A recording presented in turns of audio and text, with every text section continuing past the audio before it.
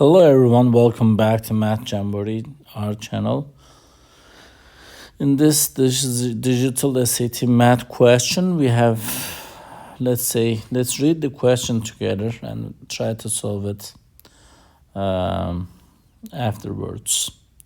A teacher is creating an assignment worth 70 points. The assignment will consist of questions worth 1 point and questions worth 3 points. Which equation represents this situation, where x represents the number of 1 point questions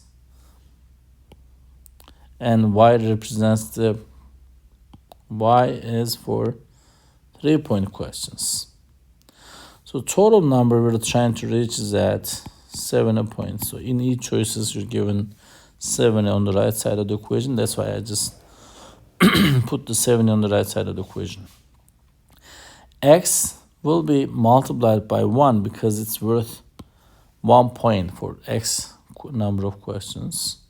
And Y is for 3 points of questions, Y many 3 points questions. So then therefore 3 times Y will give you